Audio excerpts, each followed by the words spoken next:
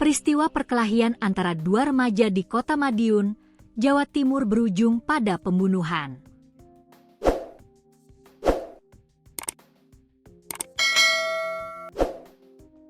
Alhasil salah satu remaja yang bertikai tersebut tewas bersimbah darah akibat tikaman senjata tajam di bagian dada kiri. Korban sempat dilarikan untuk mendapat pertolongan medis oleh rekan-rekannya, tapi nyawanya tidak tertolong. Peristiwa ini terjadi tepatnya di Jalan Joloranten nomor 8, Kelurahan Josenan, Kecamatan Taman, Kota Madiun, Kamis, 1 Januari 2026, pagi. Perkelahian berujung maut itu melibatkan seorang pelajar berusia 16 tahun inisial MRA dengan remaja VWP, 19, warga asal Kelurahan Demangan, Kecamatan Taman, Kota Madiun. Diduga terjadi kesalahpahaman di antara keduanya hingga berujung perkelahian. Kapolres Madiun Kota AKBP Wiwin Junianto membenarkan adanya kasus pembunuhan tersebut. Peristiwa pembunuhan yang mengakibatkan seorang remaja meninggal dunia itu terjadi di Jalan Joloranten nomor 8, Kelurahan Josenan, Kecamatan Taman, Kota Madiun, tadi pagi, kata Wiwin dikutip dari kompas.com. Wiwin mengatakan korban diduga meninggal di lokasi kejadian.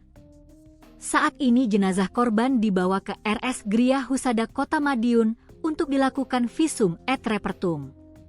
Atas kejadian itu, kata Wiwin, polisi sudah melakukan olah tempat kejadian perkara, mengumpulkan barang bukti, dan memeriksa sejumlah saksi.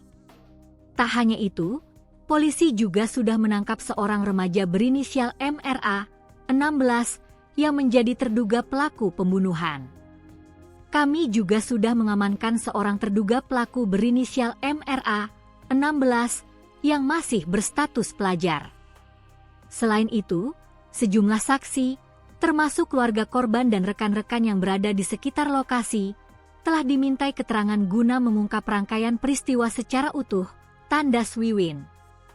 Ia mengatakan dugaan sementara peristiwa tersebut dipicu oleh kesalahpahaman. Hanya saja, untuk motif dan kronologi, sementara ini masih dalam proses pemeriksaan. Kami terus mengumpulkan barang bukti dan keterangan saksi. Saat ini perkara ditangani oleh Satreskrim Polres Madiun Kota dan masih dalam proses pendalaman, ungkap Wiwin. Terhadap kejadian itu, Wiwin meminta warga tetap tenang dan tidak berspekulasi. Ia meminta warga mempercayakan sepenuhnya penanganan kasus ini kepada kepolisian hingga proses hukum berjalan sesuai ketentuan. Sementara itu, informasi yang dihimpun menyebutkan sebelum terjadi pembunuhan, antara korban dan terduga pelaku sempat berkelahi. Namun, perkelahian keduanya sempat dilerai oleh warga setempat. Tak berapa lama kemudian, terjadi pertengkaran kembali antara korban dan terduga pelaku. Hanya saja, terduga pelaku kali ini membawa senjata tajam lalu menusuk korban mengenai dadanya bagian kiri. Dalam kondisi berdarah-darah, korban sempat dilarikan oleh temannya ke rumah sakit. Diduga korban sudah meninggal dunia saat dilarikan ke rumah sakit.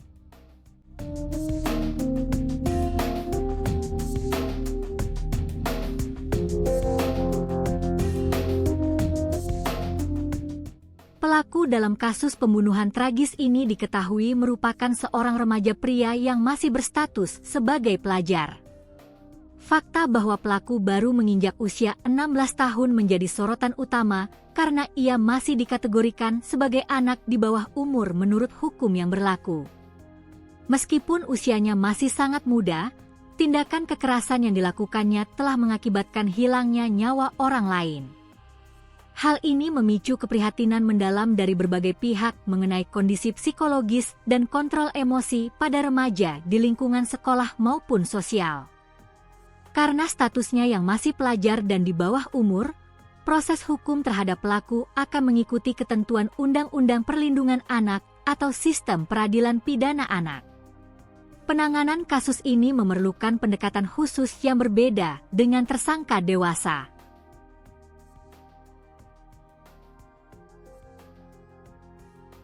Peristiwa maut ini tidak terjadi secara tiba-tiba, melainkan berawal dari sebuah perkelahian antara pelaku dan korban. Berdasarkan keterangan awal, percekcokan tersebut dipicu oleh masalah kesalahpahaman yang terjadi di antara keduanya sebelum kejadian. Ketegangan yang semula mungkin hanya berupa adu mulut dengan cepat eskalasi menjadi kekerasan fisik yang tidak terkendali. Kurangnya kemampuan untuk menyelesaikan konflik secara damai membuat perselisihan kecil tersebut berubah menjadi duel yang mematikan.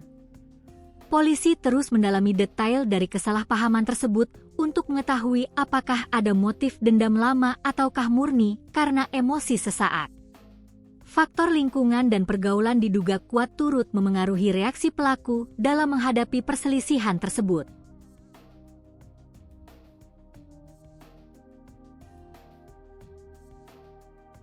Satu hal yang membuat perkelahian ini berakhir fatal adalah keputusan pelaku untuk membawa dan menggunakan senjata tajam. Dalam perkelahian tersebut, pelaku tidak hanya mengandalkan tangan kosong, melainkan sudah menyiapkan alat yang berbahaya. Senjata tajam tersebut digunakan pelaku untuk menyerang korban secara membabi buta saat situasi memanas. Keberadaan senjata ini mengindikasikan adanya unsur kesengajaan atau kesiapan pelaku untuk melukai lawannya dengan luka yang serius. Penggunaan senjata tajam oleh seorang pelajar berusia 16 tahun menjadi peringatan keras bagi orang tua dan pihak sekolah. Pengawasan terhadap barang-barang yang dibawa oleh remaja saat keluar rumah menjadi krusial untuk mencegah terjadinya tindak kriminal serupa.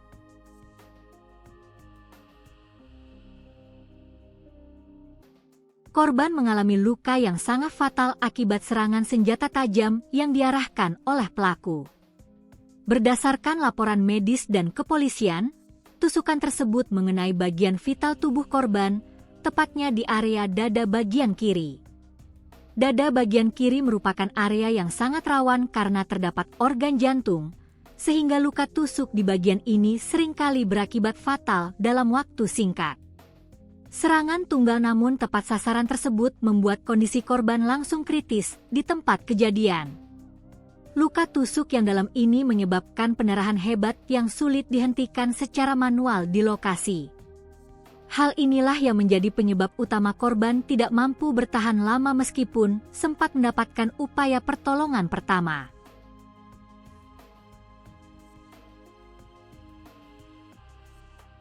Sesaat setelah kejadian penusukan, korban ditemukan dalam kondisi bersimbah darah oleh teman-temannya yang berada di sekitar lokasi. Dalam suasana mencekam dan panik, rekan-rekan korban berusaha memberikan bantuan secepat mungkin. Teman korban berinisiatif melarikannya ke rumah sakit terdekat dengan harapan nyawanya masih bisa diselamatkan. Mereka berusaha memacu kendaraan dan mencari bantuan medis secepat mungkin karena melihat kondisi korban yang terus melemah. Namun sayangnya, jarak menuju fasilitas kesehatan dan parahnya luka yang diderita menjadi kendala besar. Upaya heroik dari rekan-rekan korban tersebut tidak membuahkan hasil manis karena kondisi korban yang sudah terlampau parah.